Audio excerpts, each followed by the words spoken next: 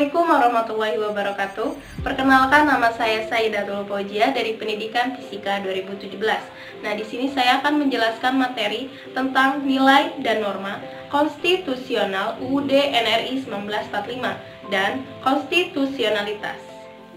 Pada bab ini akan mempelajari nilai dan norma konstitusional UUD NRI 1945 dan konstitusionalitas. Apa sih konstitusi itu? Nah, konstitusi adalah seperangkat aturan atau hukum yang berisi ketentuan tentang bagaimana pemerintah diatur dan dijalankan.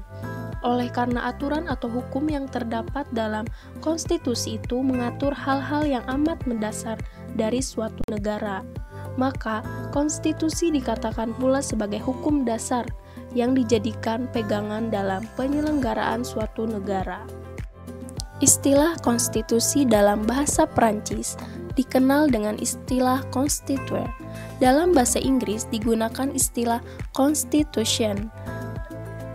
Dalam bahasa Prancis, konstitusi ini berarti membentuk. Pembentukan yang dimaksud dengan membentuk di sini adalah membentuk suatu negara.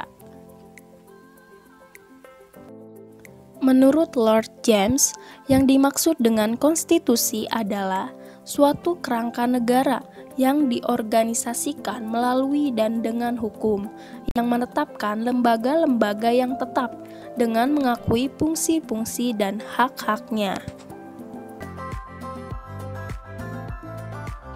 Sejarah konstitusi berawal dari buku Thomas yang berjudul Leviathan. Singkat cerita, gagasan untuk membatasi kekuasaan raja atau dikenal dengan istilah konstitusionalisme yang mengandung arti bahwa penguasa perlu dibatasi kekuasaannya, dan karena itu kekuasaannya harus diperinci secara tegas. Konstitusi negara di satu sisi dimaksudkan untuk membatasi kekuasaan penyelenggaraan negara, dan di sisi lain untuk menjamin hak-hak dasar warga negara. Dalam arti sempit, konstitusi merupakan suatu dokumen atau seperangkat dokumen yang berisi aturan-aturan dasar.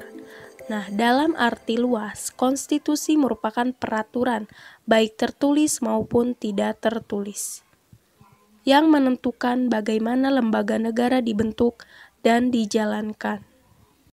Apa sih fungsi konstitusi itu? Nah, di sini ada 5 fungsi konstitusi.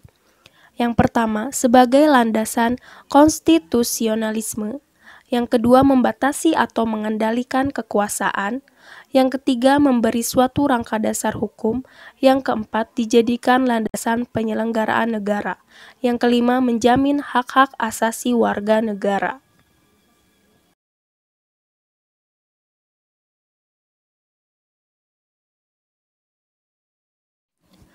Hal-hal yang dimuat dalam konstitusi atau UUD, yaitu organisasi negara, hak-hak asasi manusia, prosedur mengubah UUD, ada kalanya memuat larangan untuk mengubah sifat tertentu dari UUD, dan memuat cita-cita rakyat dan asas-asas ideologi negara. Konstitusi Negara Indonesia. Sampai saat ini, perubahan yang dilakukan terhadap UUD NRI 1945 sebanyak 4 kali. Perubahan yang dilakukan dimaksudkan guna menyesuaikan dengan tuntutan dan tantangan yang dihadapi saat itu.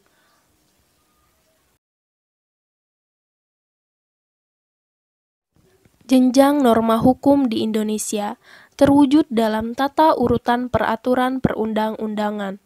Tata urutan ini menggambarkan hierarki perundangan mulai dari jenjang yang paling tinggi sampai yang rendah.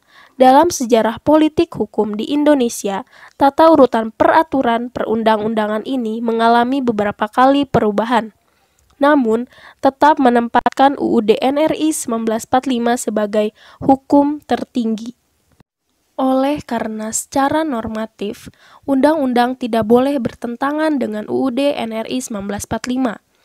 Maka, jika ditemukan suatu norma dalam undang-undang bertentangan dengan UUD NRI 1945, dapat melahirkan persoalan konstitusionalitas undang-undang tersebut terhadap UUD NRI 1945. Sekian, terima kasih telah menonton video ini. Semoga bermanfaat. Sampai jumpa. Terima kasih sudah menonton. Wassalamualaikum.